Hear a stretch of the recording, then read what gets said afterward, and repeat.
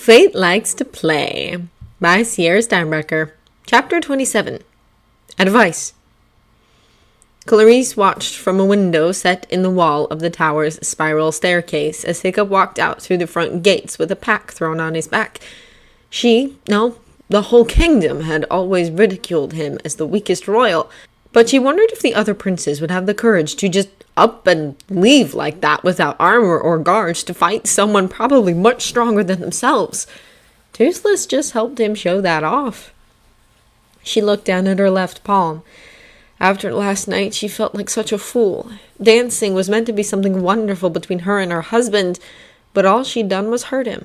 And then Hiccup, someone she almost despised, had come to her rescue and spoken sense to the king when he'd been ready to rip her wedding ring off her finger and throw it to the next available maiden. She would have left him or Toothless to their fate if that had happened to them, but he'd turned around and helped her, and she had done nothing to deserve that. She wiped at her eyes and looked back out the window, seeing his small back in the distance, a spot of the tawny fabric he'd used for his pack growing smaller by the minute. "Hay loves you, Toothless," she said to the empty air. "I don't know what you did to deserve that kind of love, but I wish you could tell me so I could try it." Her gaze lingered on the window pane until she could bear it no longer and stood up, walking back up the spiral staircase to her small study room. Hubert stood below, just out of sight of the window but within hearing range, and his wife's words bit deeply into his conscience. If his wife was so unhappy with her marriage to him that she cried at the thought of a loving couple, what did that make him as a husband? He may not love Clarice as deeply as Hiccup loved Toothless, but that didn't mean he had no feelings for the girl. No, he needed to find a way to express his feelings. Hubert went to find his remaining brother. Perhaps he could help. "Honestly, I'm having just about as much luck with Sophia as you are with Clarice," Hamish replied as he fired off another arrow. Hubert had finally tracked his brother down on the archery training grounds and asked him for advice about his situation with Clarice.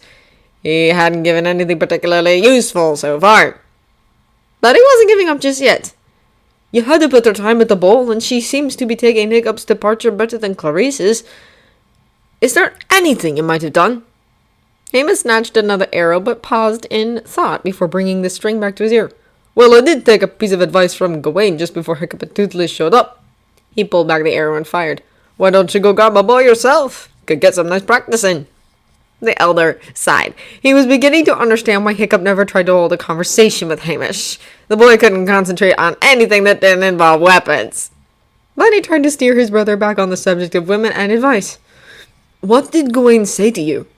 "Well, he said that even if Hiccup didn't admit that he was scared, Toothless would help him not to be, without making a big deal out of it." Hamish relaxed the string and let the arrow dip from firing angle as he thought about that for a moment. "It worked, too.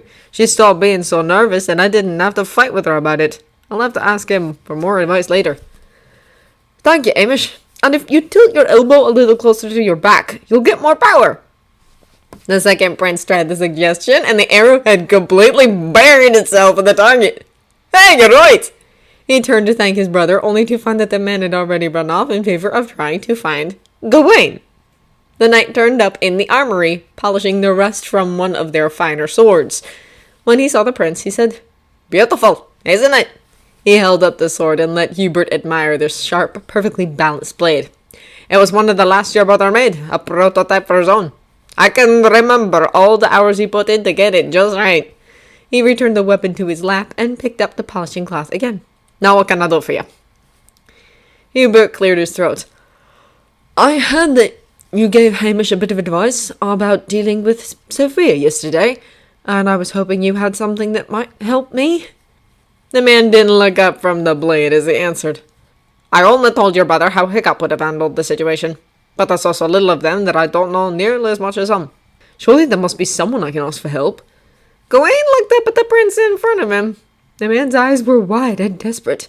"Tell me, why are you asking me this now?" Hubert hung his head. "I heard Clarice saying that she doesn't think I love her. I need to change that." The knight didn't bother asking if he did in fact love the woman. They were married. Love wouldn't change the fact that they were bonded for life, although it could change how that time played out. He decided to simply answer, "I do know one person who might be able to help." He put aside the polishing cloth and looked the prince straight in the eye. "Mark, Hiccup's servant, saw those two on a daily basis. He might have picked up a thing or two from the couple that might help you." "Thank you," replied the prince before he rushed off to hunt down yet another person, and this one better be able to help him. Mark was surprisingly easy to find. Repairing the damage done to the bedroom by Hiccup's frantic banging, he was relieved when Hubert showed up and provided a distraction. "Sire, is there something you needed?" "Yes," said the boy. "Sit down, I need to talk to you." "Thor almighty, what have I done now?" thought the tense servant as Hubert sat him in one of the chairs at the table and took his place across from him. But his fears relaxed when the prince slumped. "I need your help." "What about, my prince?" "It's about Clarice. I heard her talking about Hiccup and Toothless earlier, and how she wished I loved her the way that Hiccup loves Toothless." "Sire, I'm not sure what you're asking me," commented the servant. Hubert sighed. How to say this? "What did Hiccup do to make Toothless feel loved, and how can I do the same thing for Clarice?" Ah, so that was the problem. Mark thought about all the times he'd seen Hiccup and Toothless together, and a pattern popped out in his mind. "Sire, how do you and Clarice wake up?" Hubert's head came up as his confusion grew. "What does that have anything to do with it?"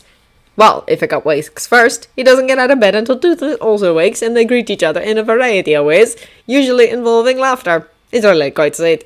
After they wake, they get dressed and have breakfast with each other before spending the rest of the day going about their duties together." He gave the prince a hard stare. "What are your mornings with Clarice like?" The prince flinched inwardly. He didn't have mornings with Clarice. His schedule didn't allow for it. His servant awoke him at the crack of dawn, and he got ready for the day alone, eating and leaving after giving the servant his wife's schedule for the day. He didn't see her again until lunch. Mark watched as his words ran their course in the prince's mind. When Hubert thanked him for his advice, the man nodded and added, "They did occasionally have a nice dinner, just the two of them. You might want to try that sometime." Hubert smiled. "I believe I will. And again, thank you." And he left the room with a heart much lighter than it had been that morning.